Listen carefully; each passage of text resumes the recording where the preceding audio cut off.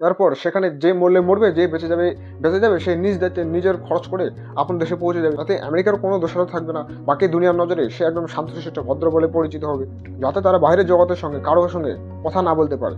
কিন্তু আমেরিকার নজরে সে তো বড় অপরাধী না, সেখানকার অবৈধ নাগরিক। আজকের ভিডিওটা পুরোটাই ভারতীয় নাগরিকদের উপর, ভারতের মধ্যে বিশেষ করে যারা অবৈধভাবে আমেরিকায় গিয়ে মুশকিলে পড়ে গেছে। এবার তাদেরকে আরও বেশি কঠিন এবং মুশকিলের সমস্যার সম্মুখীন হতে পারে, কারণ তোমরা প্রত্যেকেই জানো যে ভারতের প্রায় 18,000-এর বেশি লোক অবৈধভাবে আমেরিকায় গিয়ে ধরা পড়েছে। এখন তাদেরকে নিজ নিজ দেশে ফিরিয়ে দেওয়ার জন্য ব্যবস্থা চলছে। সেই উদ্দেশ্যে পাঞ্জাবের অমৃতসর এয়ারপোর্টে ফেব্রুয়ারি মাসের প্রথম সপ্তাহে পরপর 3বার অবৈধ থাকা ভারতীয় নাগরিক ভারতের মধ্যে দেশে ফিরিয়ে দেওয়ার ব্যবস্থা চলছে। এই বিষয়ে আগেই আমি একটা ভিডিওর মাধ্যমে তোমাদের জানিয়ে দিয়েছিলাম, তোমরা চাইলে সেটা দেখতে পারো। এখন যেটা মেন প্রবলেম, যে চতুর্থবারের মতো ভারতের লোক যারা আমেরিকায় গিয়েছিল তাদেরকে ভারতের না আমেরিকার তরফ থেকে পানামায় পাঠিয়ে দেওয়া হয়েছে। তোমরা ছবির মাধ্যমে দেখতে পাচ্ছ যে এইটা হচ্ছে পানামার ম্যাপ, আর এই পানামার মধ্যে অবস্থিত একটা হোটেলের ভিতরে ভারতের মধ্যে তথা ভারতের সাথে আরও অন্যান্য দেশের লোক যারা আমেরিকার অবৈধভাবে ছিল তাদের প্রত্যেকে সেখানে রাখা। তাদের প্রত্যেকের কাছ থেকে ইন্টারনেট চলতে পারে এমন ধরনের কোনো ডিভাইস, যেমন কম্পিউটার, স্মার্ট ওয়াচ, ট্যাবলেট, এই সমস্ত ইলেকট্রনিক ডিভাইস তাদের থেকে আলাদা করে দেয়, যাতে তারা বাইরের জগতের সঙ্গে কারোর সঙ্গে কথা না বলতে পারে। এখন তোমরা দেখতে পাচ্ছ যে হোটেলের বাইরে এরকম সিকিউরিটির ব্যবস্থা করা আছে, যাতে কেউ বাহির থেকে ভিতরে না আসতে পারে, এমনকি কোনো ধরনের নিউজ মিডিয়া বা পত্রকার সেখানে যাওয়া নিষিদ্ধ।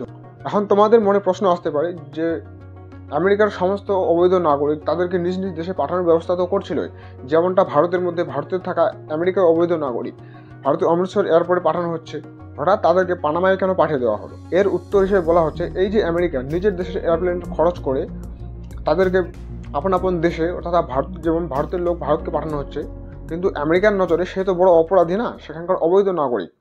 তাদের পিছনে এত টাকা খরচ করে কোনো নষ্ট করে লাভ নেই তো। এমনটা নয় যে ভারতের লোককে তারা ভারতে পাঠাবে না, অবশ্যই পাঠাবে।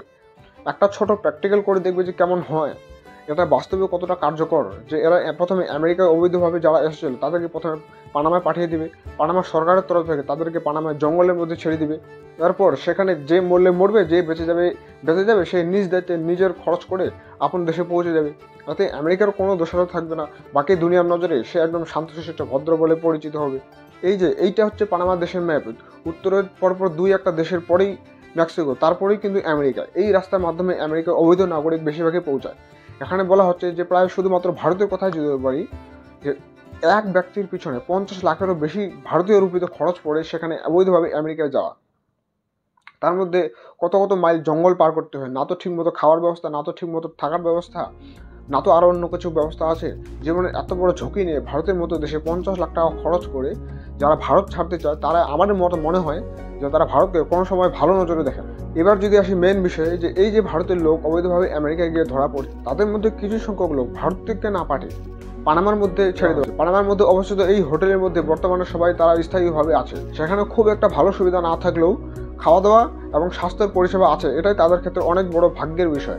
তবে আশা করা যায় ভারত সরকার এই বিষয়ে দ্রুত কোনো পদক্ষেপ নেবে, যাতে এইভাবে অবৈধভাবে যারা ভারতের হয়ে আমেরিকায় গিয়েছে তাদেরকে নিরাপদে ভারতে ফিরিয়ে নিয়ে আসা হয়। এই ঘটনার মাধ্যমে স্পষ্টভাবে বোঝা যায় যে অবৈধভাবে কোনো রকম দেশ ছাড়া বা অবৈধভাবে কোনো রকম কোনো জায়গায় যাওয়া শারীরিক দিক থেকেও আর্থিক দিক থেকেও ঝুঁকি তো হবে, তার সাথে সাথে প্রাণহানিরও অনেক বড় সমস্যা এবং রিস্ক থাকতে পারে। তবে প্রত্যেকেরও উচিত, যে কেউ ব্যক্তি হোক বা যে কোনো জায়গায় যাওয়া হোক না, আইনসম্মত অনুসারে অধিবাসনের ব্যবস্থা করা। বাকি এই বিষয়ে সরকার কি পদক্ষেপ নিচ্ছে আগামী সময়ে তা বোঝা যাবে। আশা করা যায় আমার পুরো বিষয়টা বোঝা গেছে। তো জয় হিন্দ, আমি রাকেশ, আপনারা দেখছেন অল মিডিয়া অ্যানালাইসিস। দেখা হচ্ছে পরের সেশনে, ততক্ষণে জয় ভারত।